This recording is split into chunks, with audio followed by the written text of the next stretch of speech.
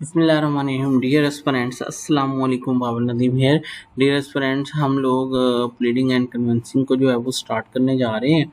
तो आज के लेक्चर में हम बेसिकली जो बेसिक लॉ है जो कन्विंसिंग प्लीडिंग एंड कन्विंसिंग से जो है वो डील करता है, हम उसको जो है वो देखेंगे। ठीक है।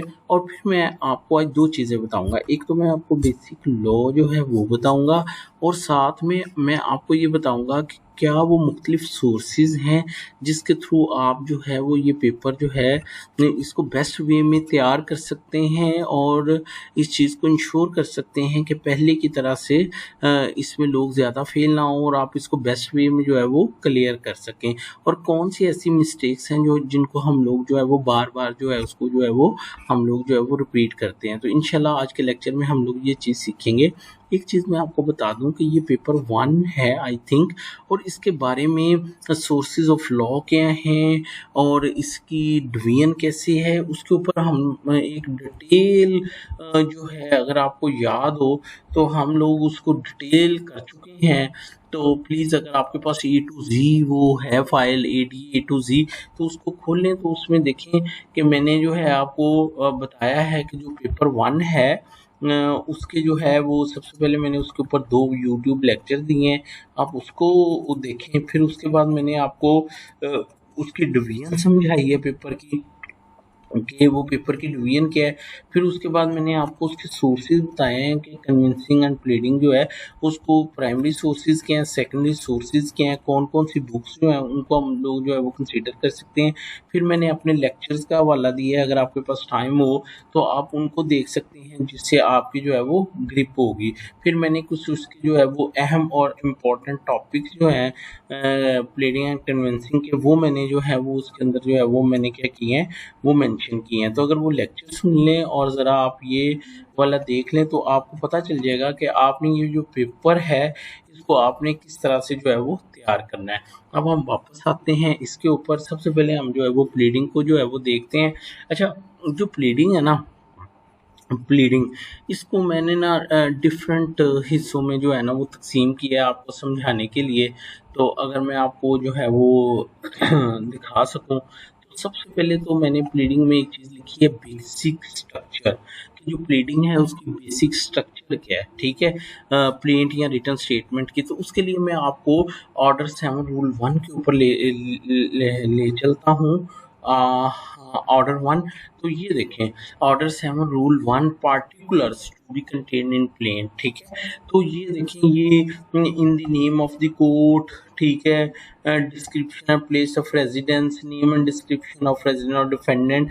ये आप गौर करेंगे सारे के उसने जो है वो क्या किया हुआ है कि उसने जो है वो जो है वो पार्टिकुलर जो है वो दिए हैं। तो अगर आप रोज़मर्रा में वो ज़रा अगर आप देखें भी, तो ये देखें, ये इसी से देख मिल के तो फिर जो है वो बनता है वो जो एक प्लेन। ये देखिए, अगर मैं इसको बढ़ा कर सकूं तो यही है ना, ये पार्टिकुलर्स हैं। कोर्ट का टाइटल कैसे लिखना है, उसका नेम कैसे लिखना है, इंशाल्लाह हम इसकी प्रैक्टिस भी करेंगे, आपको ये चीज़ें क्लियर हो जाएंगी। बल्कि मैंने तो वो जो रूल्स हैं ना वो भी साथ के साथ जो है वो मेंशन किए हुए हैं। ठीक है, तो ये आपने देखा होगा। और फिर उसके बाद उसमें एक आखिर पे सदर रिलीफ आ जाता है, और फिर उसके साथ उसमें वो वेरिफिकेशन आ जाती है, कौंसल का नाम आ जाता है, सिग्नेचर आ जाता है। ठीक है, तो ये जो चीज़ें मैं आपको बेसिकली बताना चाह रहा था कि ये मैंने जो पहला हिस्सा उसका लिखा है वो बेसिक स्ट्रक्चर। तो प्लीज़ अब वो आप अपना एक ड्राफ्ट सा तैयार कर लें और बेसिक पार्टिकुलर्स को आप देख लें, उसने कहाँ कहाँ पे किस एंगल के साथ जो है उसने जो है वो सेट होना है। इसको आप पढ़ भी सकते हैं। नेम ऑफ द कोर्ट आ जाएगा, मसलन in the court of senior civil जज सिविल डिवीजन, या in the court of senior civil जज फैमिली डिवीजन। गलती ना करना, अब सीनियर सिविल जज 3 किस्म के हैं, फैमिली, क्रिमिनल और सिविल डिवीजन। तो अब उस हिसाब से दावा जो पुरानी बुक्स हैं उसमें यही लिखा हुआ है सीनियर सिविल जज भावलपुर, नहीं, अब सीनियर सिविल जज फैमिली डिवीजन या सीनियर सिविल जज सिविल डिवीजन, ये वहाँ पे लिखना जो है वो ज़रूरी है ऊपर। ठीक है, उसके बाद क्या है जी, कोर्ट का नाम आ जाएगा, प्लेंटिफ की रेजिडेंस आ जाएगी, ठीक है, उसकी डिस्क्रिप्शन आ जाएगी कि वो डिफेंडेंट जो है वो कहाँ पे रहता है वो आ जाएगा। ठीक है, और अगर माइनर है तो फिर लिखा जाएगा उसके उसके उसके लिए एक एक तो ऊपर आएगा माइनर थ्रू नेक्स्ट फ्रेंड अगर वो प्लेंटिफ है, या माइनर थ्रू गार्डियन एंड लिटम और आगे उस बंदे का नाम लिखा होगा अगर वो डिफेंडेंट है। और फिर उसके बारे में एक स्टेटमेंट भी लिखनी पड़ेगी प्लेंट के पहले पैरे में कि चूंकि मुद्दा नंबर 2 माइनर है लिहाजा उसको थ्रू बजरिया वलायत मदर जो है वालदा जो है उसको जो है वो सू किया जा रहा है, ठीक है। और उसके बाद जो है facts constituting the cause of action, और उसके बाद जो है वो फैक्ट्स जो है वो लिखे जाएंगे।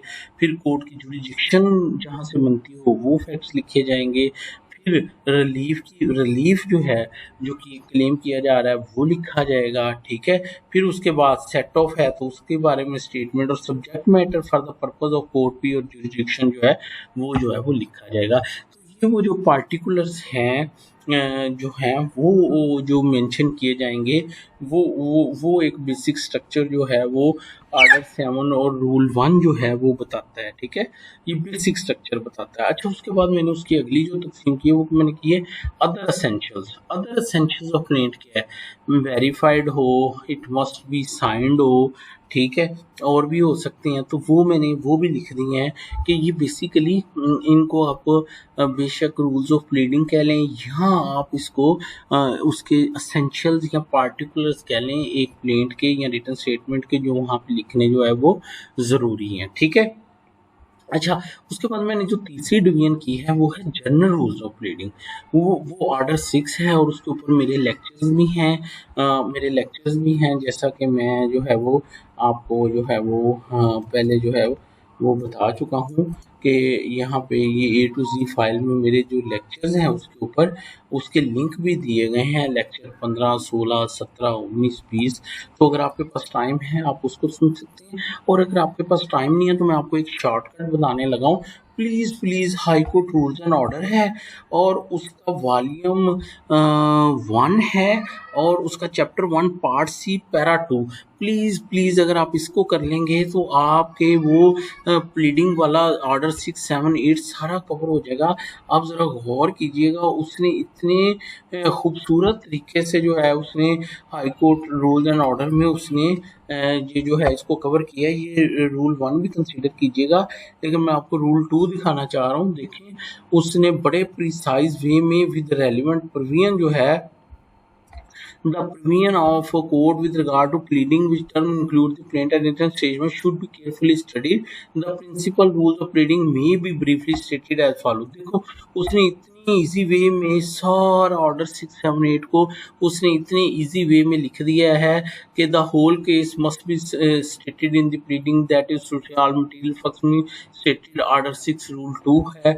और आप इसको पढ़ते चले जाएं तो जनरल रूल्स ऑफ प्लीडिंग उसने सारे के सारे जो हैं वो उसके अंदर जो है वो उसने क्या कर दिए हैं विद रेलिवेंट लॉ प्रिपेयर कर दिए हैं। तो अगर आप देखें तो ये उसने आपका जो है एक तरह से आपका जनरल रूल्स ऑफ प्लीडिंग वाला क्वेश्चन ही उसने आपका तैयार कर दिया है, ठीक है।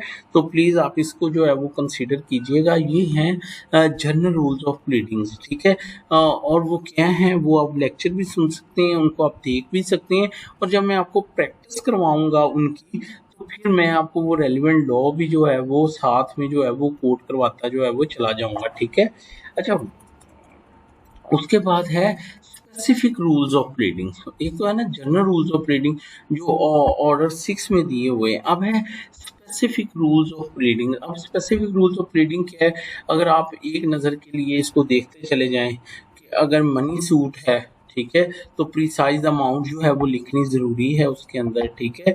उसके अलावा अगर वो इमूवेबल प्रॉपर्टी है तो प्रॉपर्टी की डिस्क्रिप्शन लिखना जो है वो ज़रूरी है, ठीक है। उसके बाद ये है कि अगर रिप्रेजेंटेटिव करेक्टर में वो दावा दायर किया जा रहा है, ठीक है, तो फिर इंटरेस्ट का जिक्र करना ज़रूरी है। तो इसके ऊपर हमारे ब्रीफ लेक्चर है, आप इनको 2-2 लाइनों में लिख सकते हैं। आपने इस पे जो है वो टाइम ज़ाया नहीं करना। ये रूल 9 जो है ये रूल नहीं बनता, ये रूल नहीं बनेगा। ये रूल 7 और 8 ये बनेंगे आपके स्पेसिफिक रूल्स ऑफ प्लीडिंग्स, ठीक है। उसके बाद हाँ, ये उसके बाद ये भी नहीं बनता, ये भी नहीं बनता, ये भी नहीं बनता, ठीक है। और ये पार्टिकुलर्स आ जाएंगे। मैंने आपको बताया है कौन सा बताया मैंने आपको कि वो जो मैंने आपको बताया था कि it must be signed and it must be verified, ठीक है।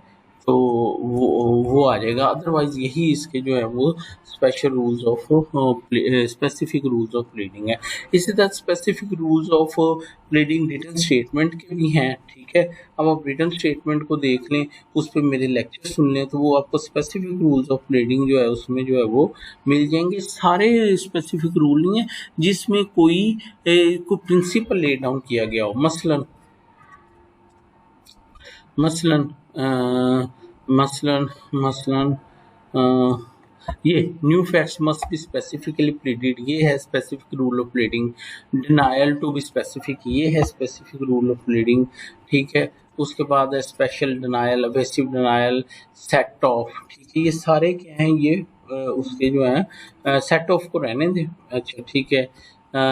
Defence or set off on separate ground, new ground of defence, subsequent pleading, इसको छोड़ दें। तो ये सारे के सारे क्या हैं, ये स्पेसिफिक रूल्स ऑफ प्लीडिंग है, ठीक है। तो अब आपने क्या करना है कि high court rules and order के साथ मिला के तो जो प्लीडिंग है उसको जो है उसके जनरल रूल्स और स्पेसिफिक रूल उनको आपने, अच्छा एक है special rules of pleading. Special rule of pleading क्या है, जो कि स्पेशल लॉ के अंदर मेंशन की है। मसलन अभी मैं आपको जो स्टार्ट करवाने जा रहा हूँ, मैं आपको फैमिली प्लीडिंग स्टार्ट करवाने जा रहा हूँ। तो जो मुस्लिम फैमिली लॉ ऑर्डिनेंस है उसमें जो ग्राउंड्स लिखी होती हैं, डेसोल्यूशन ऑफ मुस्लिम मैरिज एक्ट 1939 है। तो स्पेशल लॉ के तहत जो रिक्वायरमेंट्स, जो ग्राउंड्स हैं, तो वो भी अपनी प्लीडिंग के अंदर आपने क्या करना है, उसको शामिल करना है। तो मैंने आपको बताया है कि प्लीडिंग के लिए जो है वो आपको ये जो रेलिवेंट लॉ है उसके ऊपर क्या होनी चाहिए, ग्रिप होनी चाहिए। और वो आपको कैसे आएगा, एक तो आपने सब्जेक्टिव क्वेश्चन तैयार कर लेना है, प्लस प्रैक्टिस के साथ आपकी उसके ऊपर जो है वो हो जाएगी। अच्छा जो कन्विंसिंग है उसके बारे में मैं सिंपल आपको ये कहूँगा कि हम प्रैक्टिस के थ्रू उसको कवर कर लेंगे, लेकिन उसके बारे में आप सिंपल कॉन्ट्रैक्ट एक्ट को याद रखें कि मसलन उसका सेक्शन 10 क्या करता है कि एक कॉन्ट्रैक्ट के एसेंशियल क्या होते हैं, ऑफर होती है, एक्सेप्टेंस होता है, ठीक है, कॉम्पिटेंसी ऑफ द पार्टीज होता है, और क्या होता है, लॉफुल कंसिडरेशन और लॉफुल ऑब्जेक्ट होता है, नॉट बार्ड बाय लॉ होता है। ये सारे उसके एसेंशियल्स हैं। फर्ज करें वो पेपर में आपको कहता है कि आप एक रजिस्टर्ड सेल डीड लिखें, तो आपको पता है कि अब उसको याद रखें कि उसमें ऑफर का जिक्र आएगा, उसमें एक्सेप्टेंस का जिक्र आएगा, उसके बाद उसमें किसका जिक्र आएगा, पार्टीज का जिक्र आएगा, और किसका जिक्र आएगा, कंसिडरेशन का, दोनों पार्ट पे जो कंसिडरेशन है उसका जो है वो जिक्र आएगा। तो ये एसेंशियल्स जब आपको पता होंगे तो आप क्या कर सकेंगे, वो डीड जो है उसको क्या कर सकेंगे, लिख सकेंगे, ठीक है। अच्छा एक जो बेसिक जो मिस्टेक्स हम लोग जो है वो कन्विंसिंग एंड प्लीडिंग का पेपर जो अटेम्प्ट करते हैं वो ये है, जो कि मैं जिससे मुझे खौफ आता है वो ये है कि हम लोग जो है वो हेडिंग बनाना शुरू कर देते हैं, हम लोग लेंथ देना शुरू कर देते हैं। ये वाहद वो पेपर है जिसमें उसका फोकस इस चीज़ पे होता है कि इस बंदे ने इरेलेवेंट तो नहीं लिखा, टू द पॉइंट, मैथमेटिकल।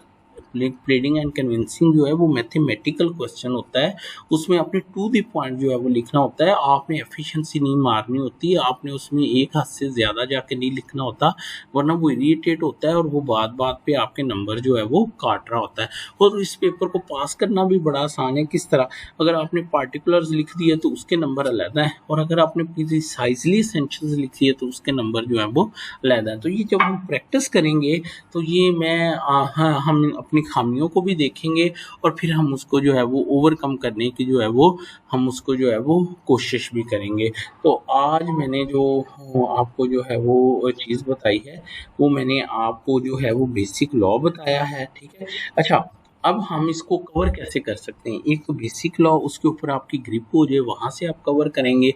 इसके अलावा एक नसीम साबर साहब की बुक है कन्विंसिंग एंड प्लीडिंग की, आप उसको कंसल्ट कर सकते हैं। लेकिन प्लीज़ एक तो वो पुराने लॉ के मुताबिक मसला वहाँ पे सीनियर सिविल या सिविल डिवीजन नहीं लिखा होगा, ठीक है। तो एक तो वो थोड़ा सा यानी इन लेक्चर्स को भी साथ कंसिडर कर लीजिएगा, अपडेटेड लॉ को। फिर उसके अलावा जो है वो उस बुक को कंसिडर कर लें। बेशक खुर्रम आमिर की गाइड जो है उसको भी देख लें, लेकिन उस पर रिलाय ना करें, उससे सिर्फ जो है वो असिस्टेंस लें।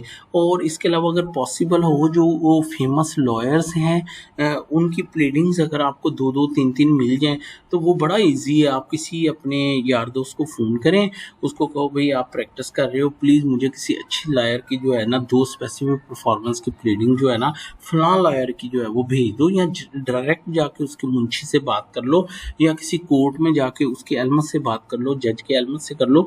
और वो 2 पार्टिकुलर जब आप ले लेंगे तो फिर आपको पता चलेगा कि उसने उसको जो है वो किस तरह से ड्राफ्ट किया। मैं भी आपको जो है वो दे दूंगा। तो अब मैं बात को जो है वो आज के लेक्चर को जो है वो कंक्लूड करने लगा हूँ कि प्लीडिंग एंड कन्विंसिंग का जो पेपर हमने तैयार करना है वो इस तरह से हम लोगों ने तैयार करना है कि हम लोग जो हैं सबसे पहले बेसिक लॉ के ऊपर अपनी ग्रिप रखेंगे, वो ज़हन में रखेंगे। एक कन्विंसिंग एक pleading general rules of pleading का क्वेश्चन और एक पार्टिकुलर्स ऑफ प्लेंट और रिटन स्टेटमेंट उसका क्वेश्चन अलग से तैयार कर लेंगे। अच्छा, लॉ पे ग्रिप रखने के अलावा उसके अलावा हम क्या करेंगे, उसके अलावा दूसरे नंबर पे हम कोई बुक कंसल्ट करेंगे, तीसरे नंबर पे हम कोई गाइड वगैरह साथ में कंसल्ट करेंगे, चौथे नंबर पे हम लोग जो है वो लॉयर्स की जो प्लीडिंग्स हैं उसको देखेंगे, और एट द एंड आप जो मैं आपको रोज़ाना की बुनियाद पे एक्सरसाइज करवाऊंगा प्लीडिंग कन्विंसिंग, तो आप मेरे लेक्चर्स को साथ साथ जो है वो आप फॉलो करेंगे। मुझे अपनी दुआओं में याद रखना है। Thank you so much. अल्लाह हाफिज़।